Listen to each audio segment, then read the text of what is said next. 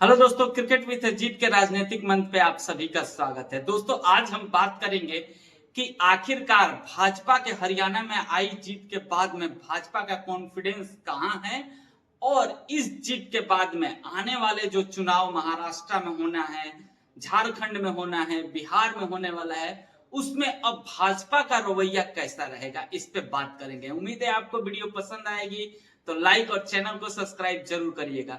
दोस्तों, हरियाणा में जिस तरह से बीजेपी ने जीता है, एक रिकॉर्ड बनाया है।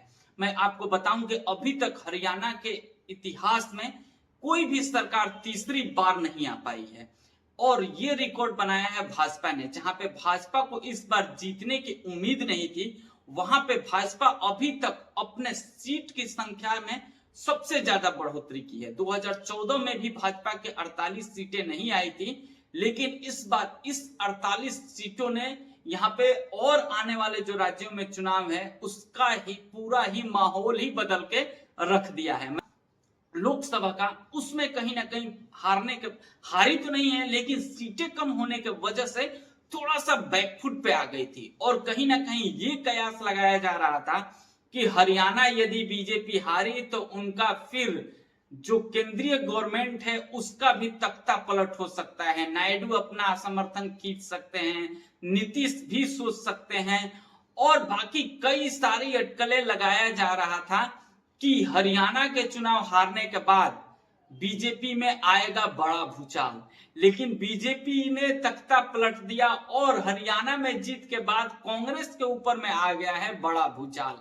कांग्रेस जिसका मुराल 2023 के इलेक्शन के बाद में अब था और ऐसा लग रहा था कि अब हरियाणा भी जीतेगी और आने वाला जो महाराष्ट्र चुनाव है, जो बिहार का चुनाव है और भी जो झारखंड में चुनाव होने वाला है, इनमें भाजपा को पूरी ही जबरदस्त मुंह तोड़ जवाब देगी।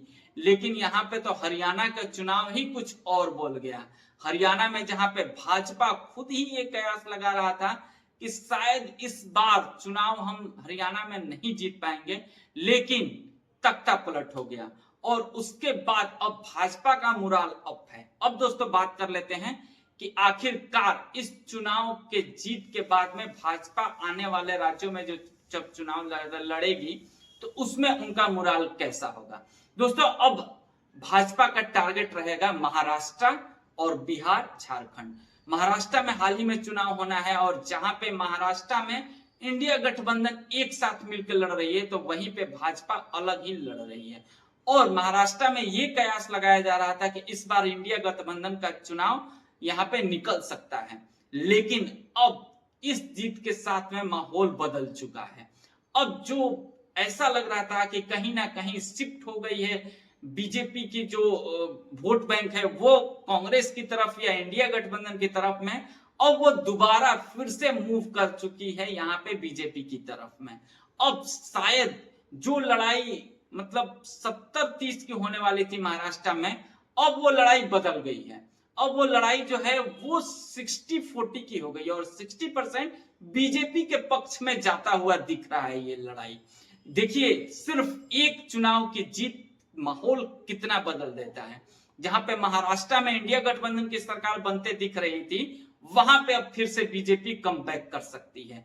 जहां पे यहाँ पे देखे जाए, यदि बिहार की बात करें तो बिहार में भी ऐसा लग रहा था कि लालू की पार्टी भारी पड़ेगी और वहां पे कांग्रेस और बाकी के भी और जो अदर्स पार्टियां हैं इंडिया गठबंधन की, वो कहीं ना कहीं बीजेपी को पछाड़ते दिखेगी और नीतीश और यहाँ पे जो मोदी की यहाँ पे रणनीति है वो शायद कामयाब नहीं हो पाएगी। लेकिन हरियाणा जीता तो समझ लो कि जो भी राज्य है वो भी जीता, क्योंकि हरियाणा के जीत पे तो खुद बीजेपी को भी विश्वास नहीं है, तो अब उनके अंदर में कॉन्फिडेंस आ गया है। और जब आप देखेंगे कि आने वाले जो समय में इन राज्यों में होगा तो बीजेपी फुल कॉन्फिडेंस में रहेगी कि अब हम इन पे भी जीत सकते हैं। लेकिन दोस्तों, यदि हम बात करेंगे हरियाणा में बीजेपी के जीत में सबसे बड़ा हाथ किसका रहा, मैं आपको बताऊं कि हरियाणा की जीत में बीजेपी की सबसे बड़ा हाथ रहा यहाँ पे आरएसएस की। जी हाँ दोस्तों, बीजेपी और आरएसएस ने ये देखा कि यदि हरियाणा हम हारते हैं तो फिर हमारे हाथों से शायद और भी कई स्टेट जा सकते हैं। इसके वजह से वहां पे जोर लगा दी यहाँ पे आरएसएस ने और इसी आरएसएस के जोड़ लगाने की वजह से हरियाणा में तख्ता पलट हुआ। साथ ही यहाँ पे कई गलतियां किया यहाँ पे कांग्रेस की टीम ने। सबसे बड़ी तो गलती कर दी वहां के जो प्रमुख लीडर हुड्डा थे उन पे विश्वास करके। हुड्डा अभी तक जो है वो कोई खास काम नहीं कर पाए थे, जिसके वजह से ही यहाँ पे बीजेपी की तरफ हरियाणा की गवर्नमेंट मतदान की थी और उनको हटाया था और दोबारा हुड्डा के साथ में ही कांग्रेस मिलकर के यहाँ पे चुनाव लड़ना चालू कर दी, जिसके वजह से हुड्डा यहाँ पे पकड़ बना लिया जाट समुदाय पे। लेकिन एक बड़ा पकड़ जो राहुल गांधी बना कर रखे थे ओबीसी और एससी/एसटी पे, वो पकड़ कहीं ना कहीं छूट गया, जिसके वजह से एक बड़ा तख्ता कांग्रेस के हाथों से निकल गया और इसको पूरी तरह से बीजेपी भुनाने के काम आई।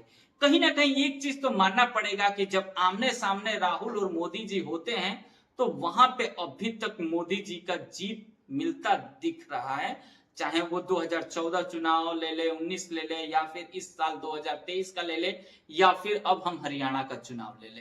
तो कहीं ना कहीं जो कांग्रेस जो है वो गलतियां अपने जो स्टेट की प्रमुख पार्टियां है उसके ऊपर में छोड़ दे रही है, जिसके वजह से उनका भारी गलती हो रही है। लेकिन यही गलती बीजेपी नहीं कर रही है। बीजेपी अपना पूरा ही जो है कमान उसको अपने आले हाथे में लेके रख रही है, अपने बड़े, चाहे वो यहाँ पे मोदी जी हो या फिर यहाँ पे जेपी नड्डा हो या फिर हो अमित शाह, ये अपने हाथों में कमान रख रहे हैं, जिसके वजह से बीजेपी लगातार हर एक चुनाव को जीतते जा रही है।